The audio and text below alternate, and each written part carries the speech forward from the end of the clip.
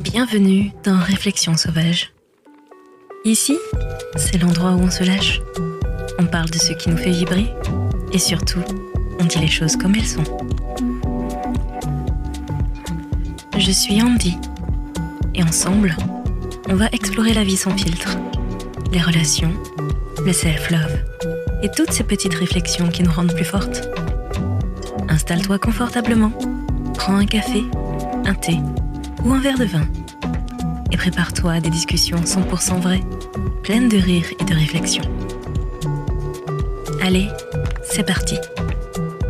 Réflexion sauvage, let's go.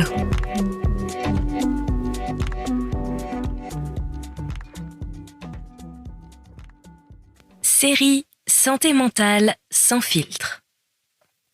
Épisode 1. La dépression et le burn-out. Quand ton cerveau tire la prise sans prévenir. T'as déjà eu ce moment où t'appuies sur ton ordi, t'entends le petit bruit, mais l'écran reste noir, genre ton Mac te fait une grève muette sans prévenir. Moi, c'est arrivé. Pas à mon ordi, à moi. Mon cerveau, en 2020, il a tiré la prise. Plus rien. Écran noir. Et j'ai fait ce que toute personne bien dressée par la société fait dans ce cas. J'ai essayé de redémarrer. Plus d'eau, plus de café, plus de tout doux. Spoiler, ça n'a pas marché.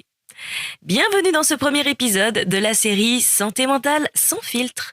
Aujourd'hui, on parle de dépression, de burn-out, de cette sensation d'être vide, usé, rincé, mais avec une gueule encore vaguement maquillée pour faire illusion.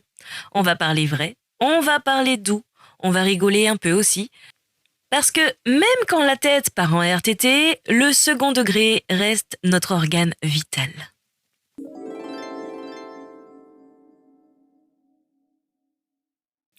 Dépression ou simple coup de mou. Alors déjà, remettons les pendules à l'heure. La dépression, c'est pas juste être un peu triste. C'est pas « j'ai pas envie de sortir ce soir ». C'est pas « j'ai le seum parce que mon crush m'a ghosté ». C'est plutôt « je ne ressens plus rien », même pas la tristesse. Juste du vide, de l'absence, du silence dans la tête, mais pas le genre paisible, le genre plus flippant. Et la dépression, elle prend plein de formes. Elle peut être là le matin, te coller au lit comme un matelas mental. Elle peut te suivre au boulot, dans le métro, au dîner de famille. Elle peut avoir un look très propre sur soi, très tout va bien, très je gère. Mais à l'intérieur, c'est le désert émotionnel.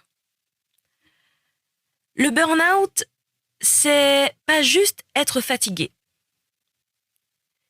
C'est ton corps qui appuie sur le bouton stop, alors que toi, t'étais en train de répondre à un mail. La bouche pleine de stress et le cerveau en mode 27 onglets ouverts. C'est ton système nerveux qui dit « je veux pas m'écouter ». Très bien, je vais t'éteindre. Et bam, fatigue extrême, pleurs incontrôlés, irritabilité puissance 1000. Et le pire, c'est que souvent, on ne se rend même pas compte qu'on est en train de brûler de l'intérieur. Parce que l'extérieur, lui, continue de tourner mécaniquement. On vit dans un monde qui glorifie l'épuisement. Oui, si t'as dormi 3 heures, bossé 12 heures, fait du sport, une réunion, un jeûne intermittent et une story Insta, on te donne presque une médaille. Mais si tu dis « je suis fatigué mentalement », on te répond « oh, tu devrais faire du yoga ». Alors que parfois, t'as pas besoin d'un cours de pilates, t'as besoin d'un arrêt maladie, d'un psy et d'un câlin du destin. On nous a fait croire que pour mériter d'être aimé, on devait produire, être utile, être inspirant, être tout le temps en train de faire quelque chose. Moi, je dis stop.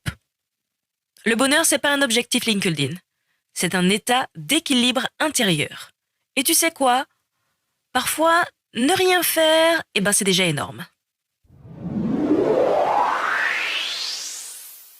La minute réflexion sauvage. Tu sais, c'est facile de parler de burn-out avec le recul. Mais quand t'as le nez dedans, ça ressemble à un quotidien tout à fait fonctionnel.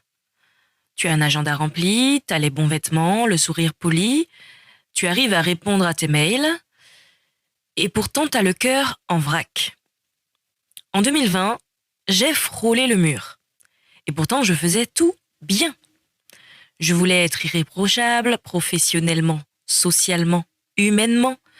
Je voulais donner le meilleur, tout le temps, à tout le monde, sauf à moi. Et puis est arrivé le confinement.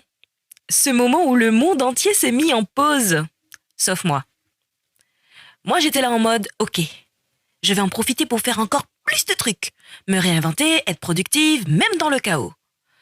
Eh ben, spoiler, ça m'a pas rendu fière, ça m'a vidée. Je me suis retrouvée dans une spirale où j'avais l'impression que rien n'était jamais assez. Même mes émotions étaient chronométrées. Même mes pauses devaient être rentables. Jusqu'au jour où j'ai déjeuné avec 2 de mes meilleurs amis. Rien d'extraordinaire, vous me direz. Une terrasse, mon risotto fétiche au chorizo et des cernes sous mes yeux. Et là, j'ai craqué. Pas en mode dramatique, en mode je suis fatiguée, mais je n'ose pas le dire. Parce que j'ai peur de décevoir. Elles m'ont regardée sans me couper. Elles n'ont pas cherché à me booster avec des tu vas y arriver. Elles ont juste écouté. Et dans leur regard, j'ai compris un truc. Que je ne pouvais pas continuer à jouer les héroïnes si j'étais en train de m'écrouler en coulisses. Que donner le meilleur de soi, c'est pas s'épuiser. C'est savoir dire non, dire stop, dire là je suis en pause. Et surtout, que je ne pouvais pas continuer à faire semblant que ça allait juste pour cocher toutes les cases de la meuf inspirante. Non, non, ce jour-là, j'ai pas tout réglé. Mais j'ai fait un virage. J'ai commencé à me traiter comme une amie, à annuler sans m'excuser, à pleurer sans culpabiliser, à demander de l'aide sans me sentir faible. Et j'ai même démissionné. Oui, j'ai osé malgré ce contexte instable de crise sanitaire, malgré le fait que tout le monde me disait « Beaucoup aimeraient avoir un emploi comme toi. » Pardon? Ils veulent aussi le tsunami dépressif qui me fonce dessus avec? Bref, j'ai dit stop. Et je me suis choisi moi plutôt que les attentes du monde autour. Parce que j'ai compris un truc essentiel. Vouloir être la meilleure partout, ça peut finir par te faire perdre ton âme.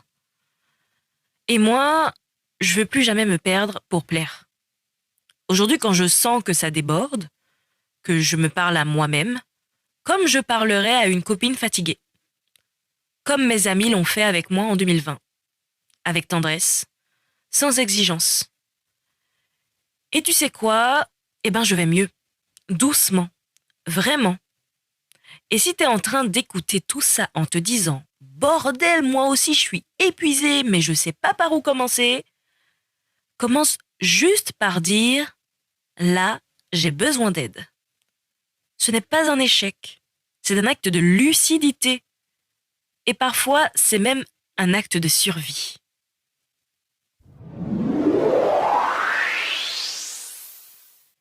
Les conseils sauvages. Premièrement, tu ne peux pas donner le meilleur de toi-même quand tu es en train de t'éteindre. Je le sais parce que je l'ai vécu. Vouloir être partout, réussir tout le temps, ça t'use jusqu'à l'os.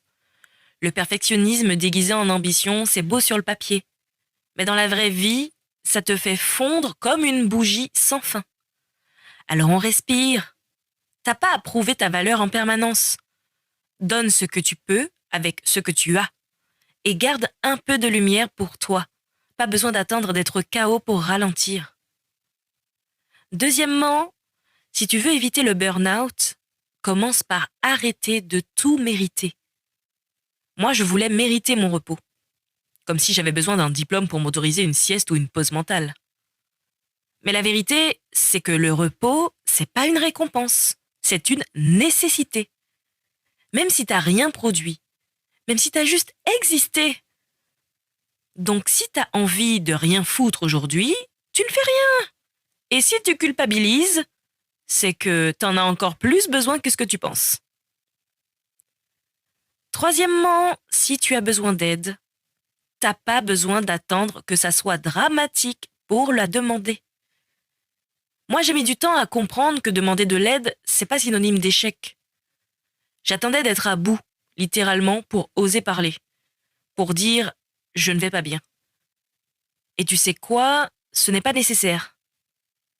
Si t'as le moindre doute, le moindre fléchissement, t'as le droit de tendre la main, même si tu sais pas quoi dire, même si t'as pas de mots, même si tu pleures dès la première phrase. C'est pas grave, c'est humain.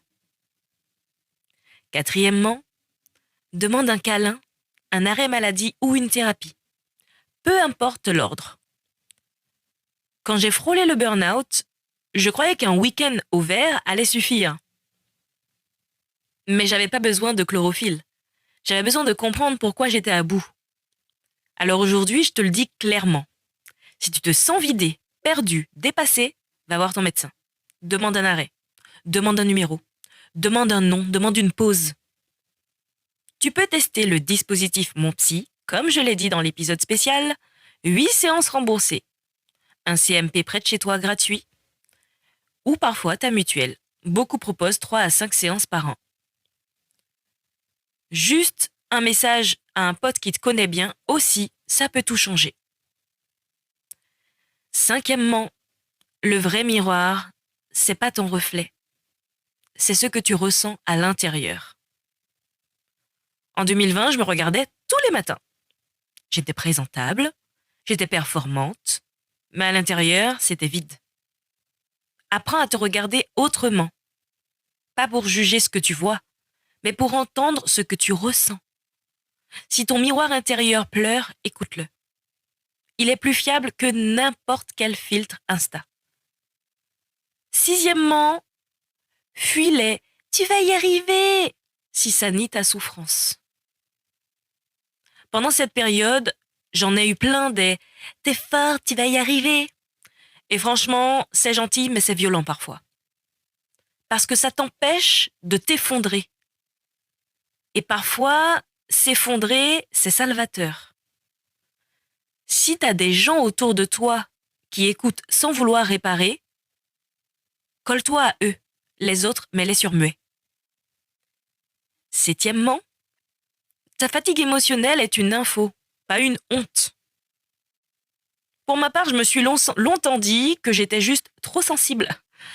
Et puis j'ai compris, ma sensibilité, c'est pas une faille, c'est mon radar. Si tu te sens lessivé après une conversation, une journée, un mois, t'as pas à te blinder.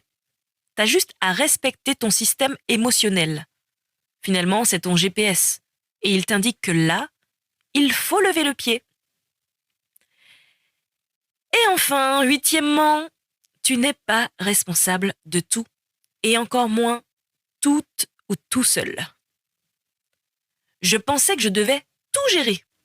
Le boulot, les émotions, les relations, les attentes. Non. Tu peux dire « je peux plus ». Tu peux dire « j'ai besoin d'aide ». Et tu peux surtout dire « je vais arrêter d'essayer de tout porter ». Tu as le droit de poser ce sac mental et tu as le droit de laisser quelqu'un t'aider à le porter.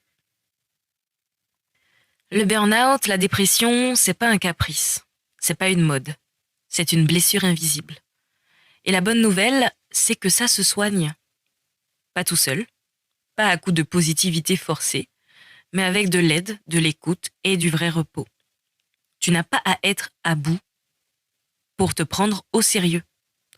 Prends-toi au sérieux maintenant parce que tu vaux mieux qu'une vie sans souffle. Et pour cet épisode, je te propose un mini quiz sauvage. As-tu besoin de dormir ou est-ce plus profond? Voici quelques questions que tu pourras te poser pour savoir si il est temps de lever le pied. Premièrement, tu pleures en regardant des vidéos de chiots? Tu réponds oui à des mails que t'as pas lus? Le mot repos te stresse? Tu dis ça va alors que tu veux hurler? Tu veux partir vivre en ermite dans une cabane en Corrèze? Si t'as répondu oui à 3 questions ou plus, respire. C'est le moment de ralentir ou de demander de l'aide, ou les deux.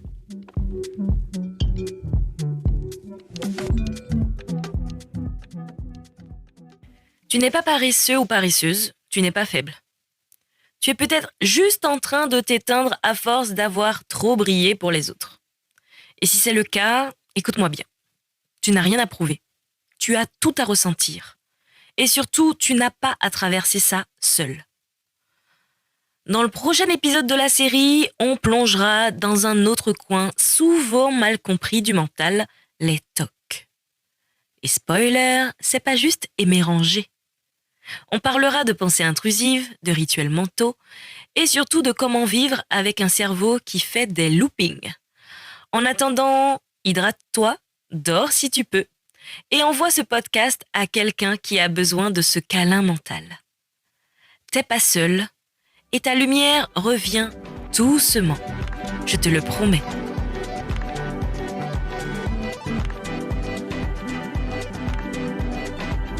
Et voilà, c'est tout pour cet épisode de Réflexion sauvage. J'espère que ça t'a fait sourire, réfléchir et peut-être même un peu bousculer. Si tu as aimé, n'hésite pas à partager avec une amie, laisser un petit avis ou tout simplement en parler autour de toi. On se retrouve très vite pour une nouvelle dose de réflexion, de rire et d'authenticité. D'ici là, n'oublie pas, reste sauvage, reste vrai et surtout prends soin de toi.